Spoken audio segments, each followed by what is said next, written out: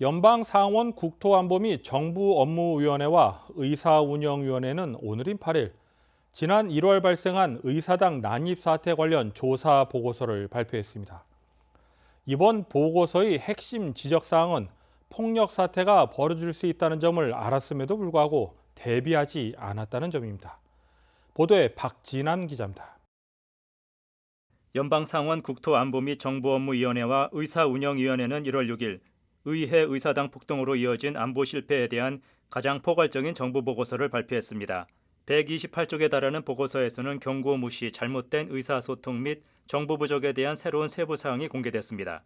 의회 조사관들은 수천 개의 문서를 자세히 살펴보았고 의회 의사당을 수여한 50명의 경찰관들로부터 서면 서명을 받았으며 보안 준비 및 대응에 참여한 다양한 전 현직 관리들로부터 증언을 받았다고 밝혔습니다. 두 상원위원회에서 초당적으로 발표된 보고서와 그 권고에서 가져온 몇 가지 사항을 간단히 살펴보겠습니다. 첫째로 보고서는 의회 의사당 경찰의 주요 정부 부서가 1월 6일을 앞두고 며칠 또는 몇 주 동안 폭력 가능성을 알고 있었다고 결론지었습니다. 보고서에 따르면 워싱턴 DC의 메트로폴리탄 경찰국은 11월과 12월 친 트럼프 집회에 비해 호텔 예약이 대략 2배로 늘어났다고 의회 의사당 경찰에 밝혔고 한 민간 시민은 12월 28일 의회 의사당 경찰의 일반 우편함에 이메일을 보내 1월 6일에 스톰덤 캐피탈을 조직하는 사람들의 트위터가 있었다고 밝혔습니다.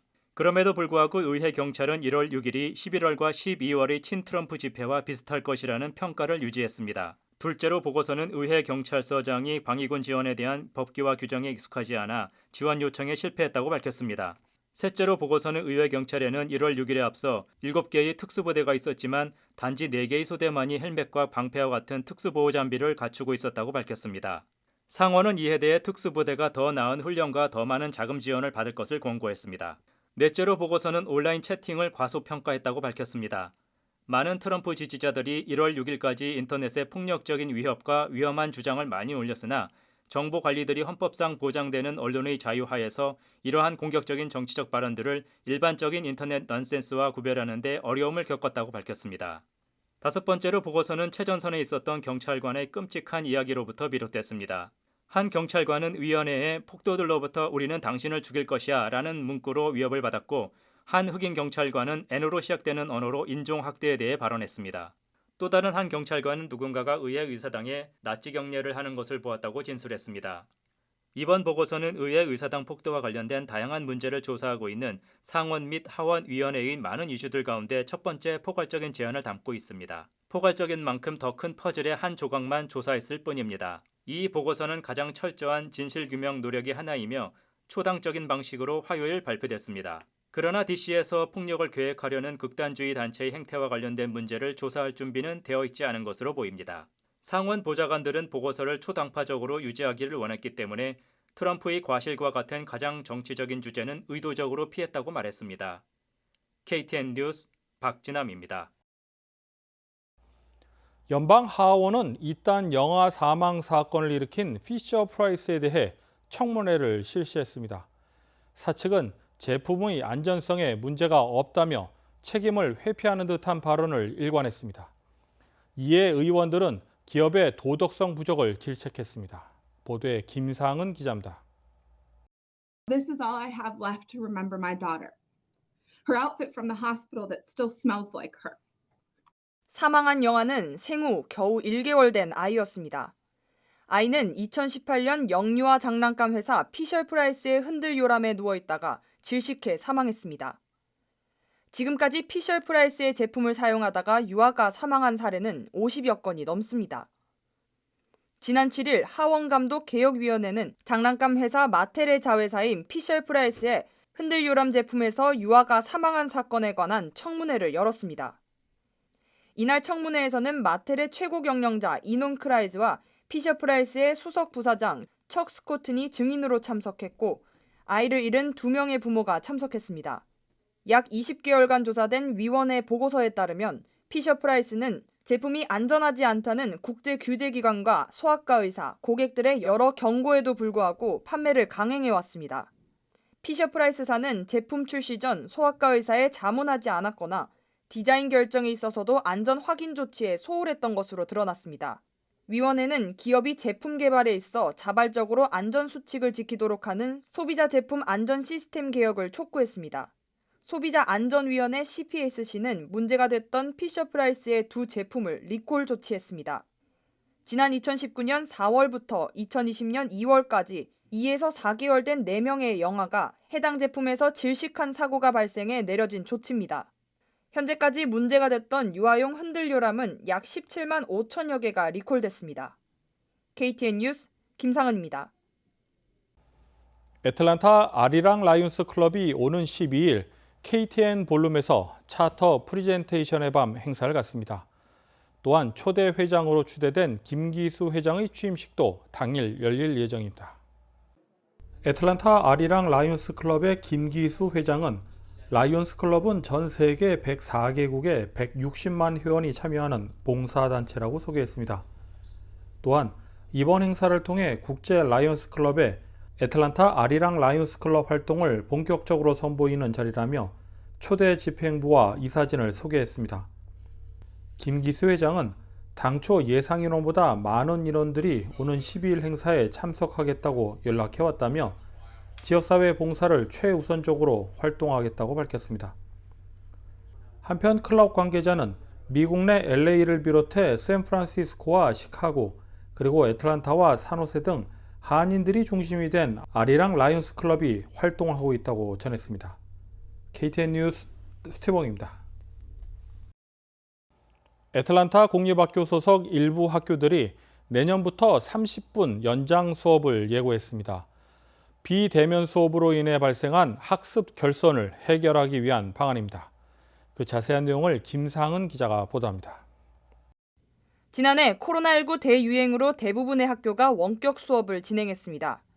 갑작스러운 변화로 인한 아이들의 학습 결손에 대한 우려는 지난해부터 계속해서 제기되어 왔습니다.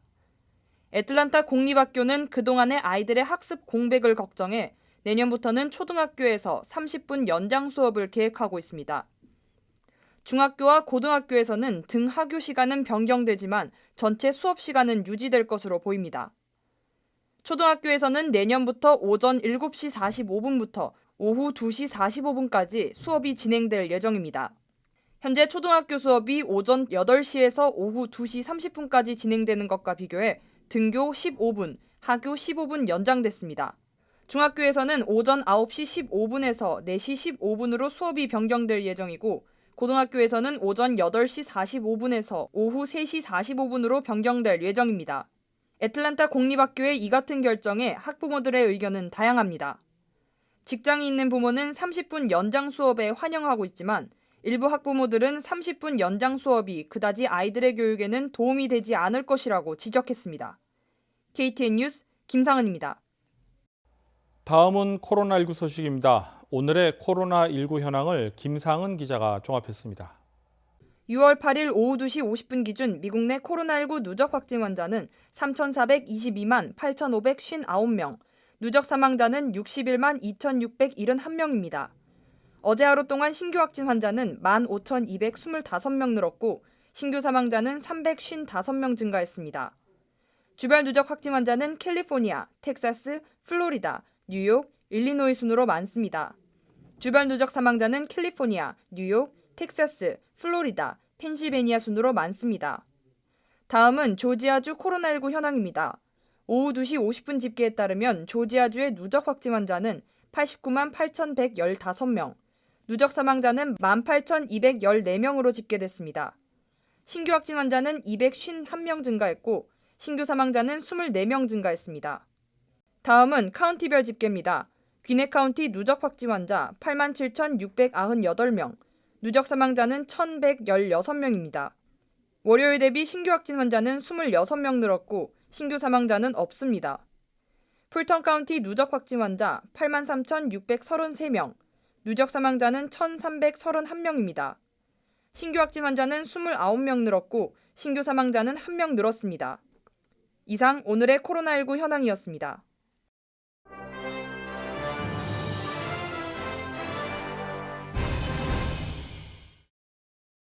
토니 블링컨 국무장관이 대만과 무역 투자 회담 재개 가능성을 시사했습니다. 블링컨 장관은 연방 하원에서 양자 간 대화를 추진 중이며 조만간 어떤 형태의 합의에 관한 대화도 하게 될 것이라고 밝혔습니다. 이에 대해 미국이 1994년 대만과 서명한 무역투자기본협정 TIPA 협상을 재개하려는 신호라는 해석입니다. 자유무역협정 FTA 전 단계인 이 협정은 그동안 교착 상태에 빠졌지만 양자 간 대화가 재개되면 보다 진전된 FTA로 이어질 수 있습니다. 한편 블링컨 국무장관은 내년 2월 예정된 중국 베이징 동계올림픽과 관련해 동맹 파트너들과 공동접근법을 협의하고 있다고 밝혔습니다. 지난달 아시아계 점주가 운영하는 주류 매장을 돌며 한인 여성을 마구 공격한 흑인이 증오범죄 혐의로 재판에 넘겨졌습니다.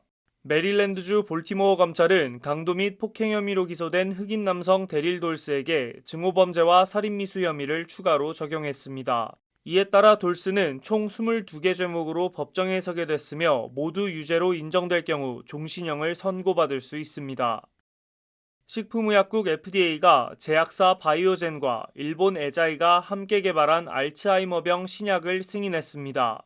미국이 알츠하이머 관련 신약을 승인한 건 2003년 이후 18년 만으로 병의 근본적 원인에 대응하기 위해 개발된 신약이 승인을 받은 건 처음입니다. 가장 최근인 2003년 승인된 약은 불안이나 불면증 같은 증상 관리가 목적이었습니다. 그러나 FDA는 이번에 약을 승인하면서도 효능 확인을 위해 후속 연구를 진행하도록 하는 요건을 부과했습니다. 향후 효능을 입증하지 못하면 시장에서 퇴출할 수 있다는 뜻입니다. 이상으로 6월 7일 KTN 뉴스를 모두 마칩니다. 시청해주신 여러분 고맙습니다.